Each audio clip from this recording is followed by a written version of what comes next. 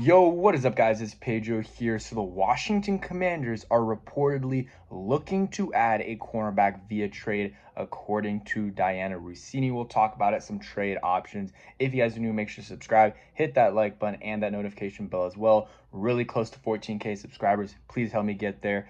But yeah, different environment today in terms of recording. So yeah, just recording on my phone and then also in a different spot. Uh, yeah, let's get right into it. So the Washington Commanders, the cornerback position isn't the strongest. You know, they got Sainristil, who's been pretty good for them, but he's playing outside, a little bit out of position. You got St. Juice, who's, hit or miss. Some games he's good, sometimes he's bad. And then you got Forbes, who hasn't really done anything. So they need, or like, he really hasn't been playing much recently.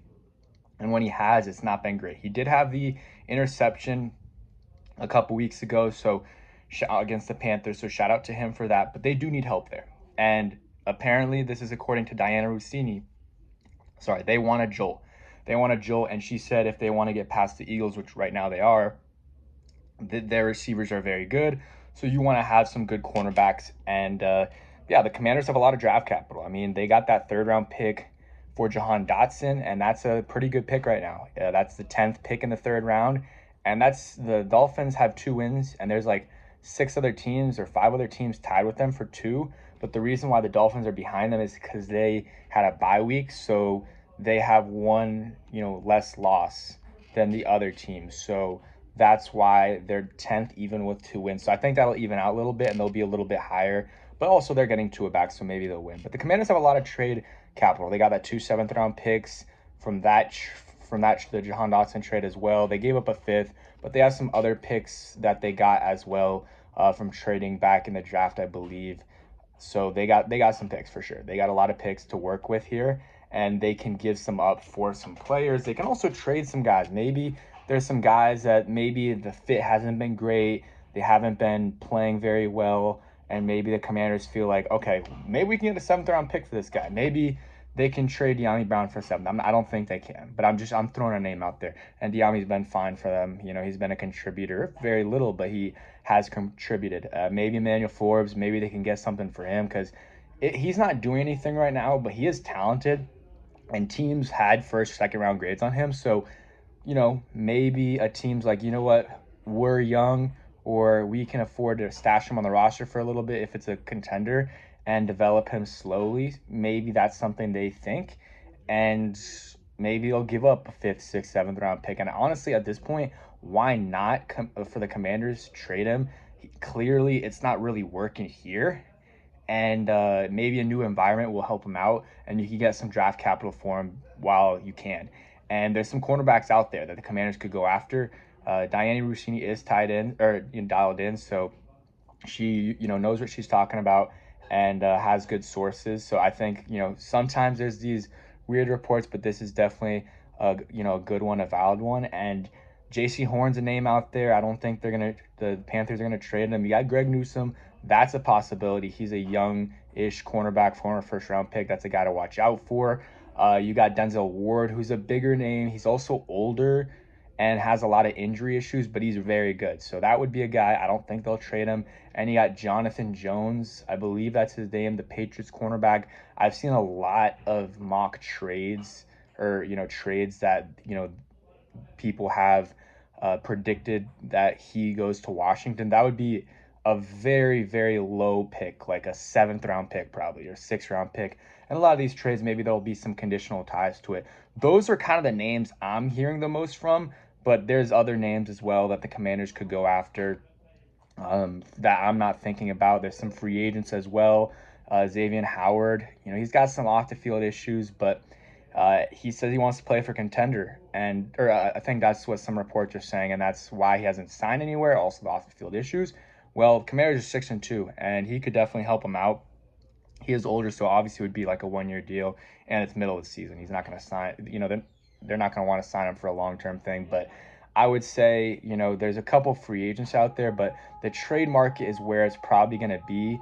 So J.C. Horn would be great, but I don't think that's going to happen. And then after that, Greg Newsome's probably the top guy, I would say, that's somewhat realistic. Denzel Ward, he's older, The Browns really like him, and he has a big injury history. 5 concussions, I believe, 5 or 6, and that's not good. That is not good. If you couldn't tell it already, that's just every concussion after that takes you a while to recover. I'm willing, if I'm the Commanders, obviously I'm not the GM. If I'm Adam Peters, I'm willing to give up like a 5th, 6th, 7th round pick for a solid veteran cornerback. If it's a young guy that can play for for the next few years of this team, you think he can, I don't mind giving up a 3rd round pick or whatever you have to give up for a guy like that. So that's kind of where my head's at. They also have been rumored to be interested in Zadarius Smith.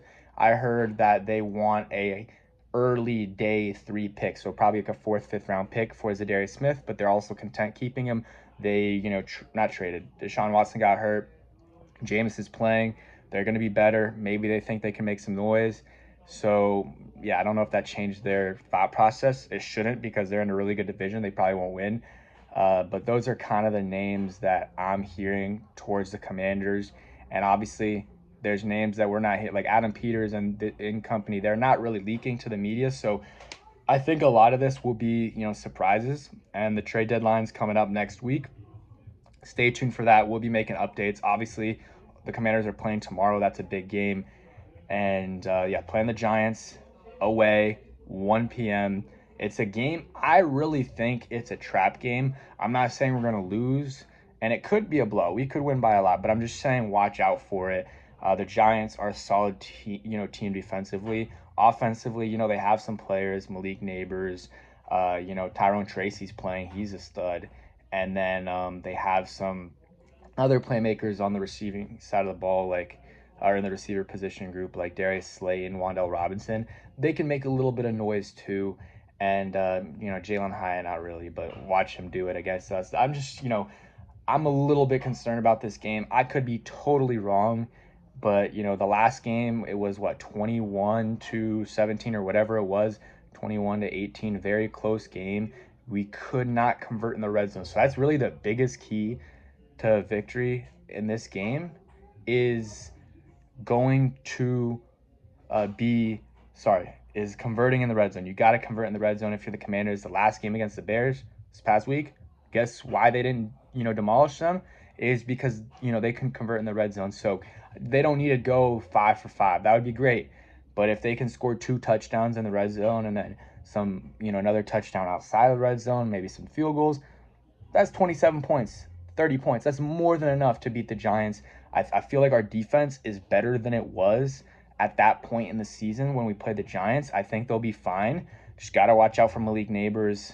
And yeah, he was, absolutely demolishing us, breaking a bunch of tackles. Michael Davis was getting cooked. So it's bigger, they're going to have to play better against him. But I think the Commanders should win this game. If I do a prediction, I'll go 24-17. Washington Commanders win the game.